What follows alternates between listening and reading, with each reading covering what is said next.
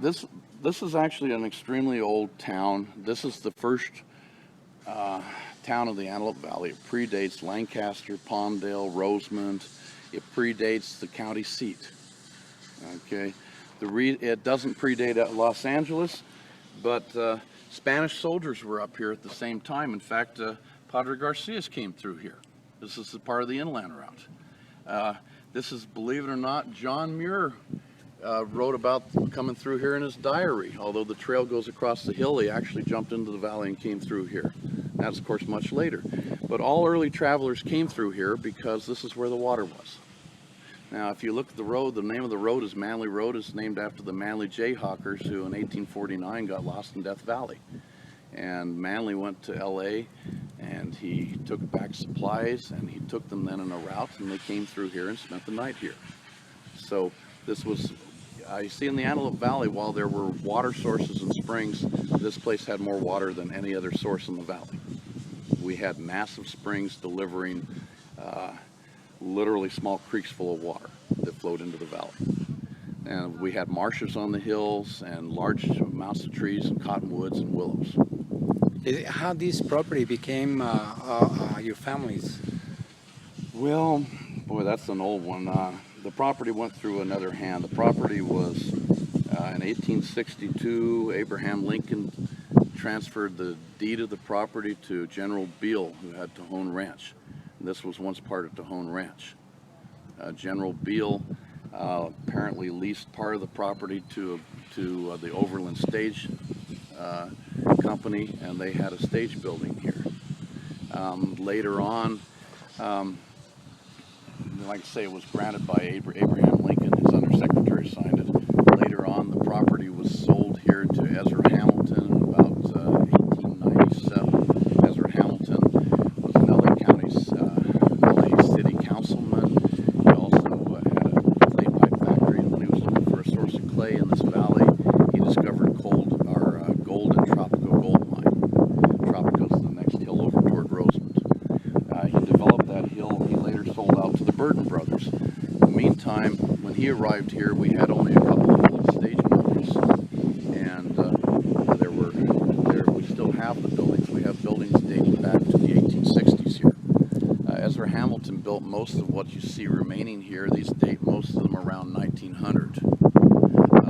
Right on this corner is a blacksmith shop. It still has the tools in it. The bunkhouse is where the people actually bunked and slept around. The other end of the street is a gas station.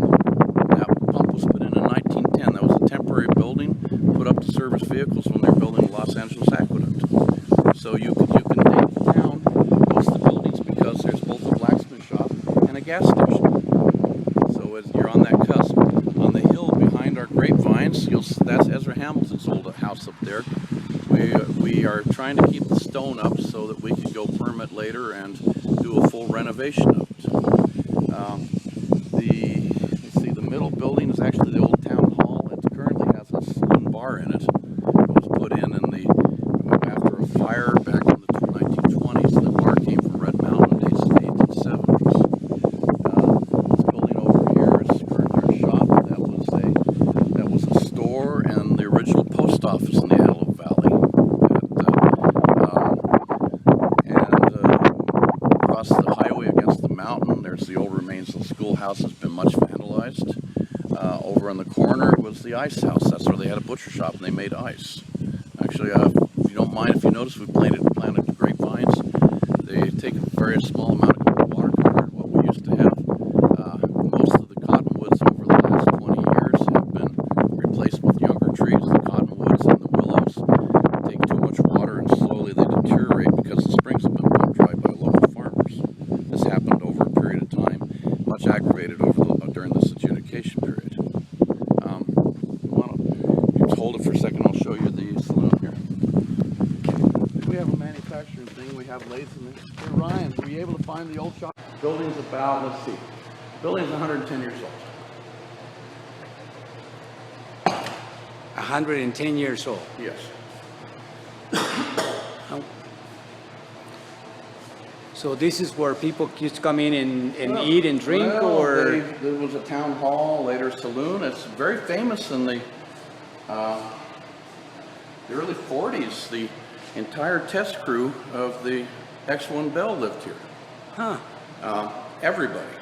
Up the road, 2 miles up the road was Yeager's house. That's now burned down. It was called Wagon Wheel Ranch, but one of our houses here was occupied by Slick Goodland, who did 130-something consecutive flights on the X-1. He may have the unofficial record for the sound barrier being broken. The official record is the one that Yeager has. The entire crew, their engineers, their pit crews and stuff all lived here. This is a primary piece of aviation history, this town. And this bar itself, it was so busy in those days, so there wasn't much housing in the Antelope Valley then. This town was actually the busiest place. This place had 75 to 100 people living in about 1945. Or as during the period of the testing, going up to the 50s. Lancaster I would say it wasn't over 1,000 people at that time. And see, Lancaster was a one-horse town. Still is. I don't know if you can even find a horse in that town. Okay, so, but anyway. Has changed over the years, huh? Yeah, but anyway, so no, this is technically it's a famous old bar. It's had many very famous people that have come in here and probably got wasted on beer. I understand around 1948 they sold as much as $30,000 a year worth of nickel beers. Oh my goodness. That's a lot of beer. A lot of beer there, yeah. Well, the weather really.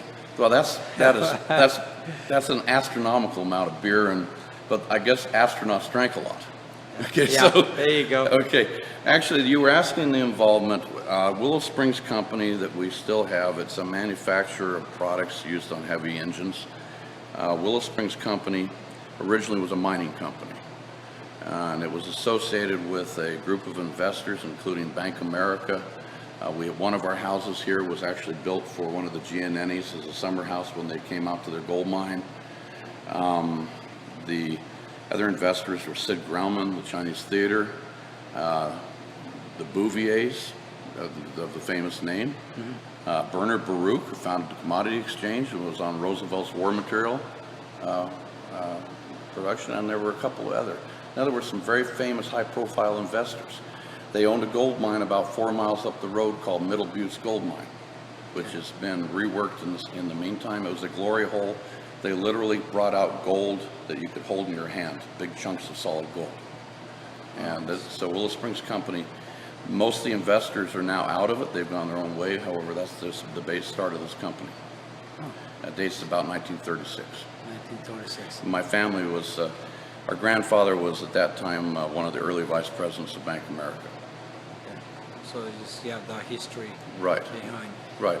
I don't tell too much of this around places. We don't promote the history of ourselves as people so much. We just keep the old buildings going. They have a little repair all the time, and people live here. Yeah. This is a town. Which is, yeah, it is a town. The misconception that the Willow Springs, Right. Is taking the Right. name. Well, they have a sign that says, wealthiest Willow Springs established in 1954, and he's got quite an operation he built up over there. Yeah. Okay, this town was established about 1854, somewhere in that range. That is. So it predates it by 100 years. And how do you came with the idea of wine? It was just Well, the wine was made here over the years. However, because over the years the trees have been decimated by the springs coming and going, over pumping. We didn't want to let it all just dry up and go away, so we've been replacing trees. At the same time, we put in a very small orchard, and we put in some wine grapes. The place has been growing wine since the early 1900s. It was Ezra Hamilton made it. What we're actually doing is giving the town something that can subsist in the future without us, because its current owners are getting old. So we're giving it something that it can do. Okay. It may or may not make it on that basis. However, you don't know if you don't try. If you don't try, exactly, and that's the legacy that you want to do for the future generations. What we're doing is the town is well over 100 years old. Like I say, we have buildings 130 years old. We're trying to make sure they're in good shape right now, because I won't be here to take care of them in another 25 years. Okay, that's our take on it. God will, and you will. Well, that's, you know,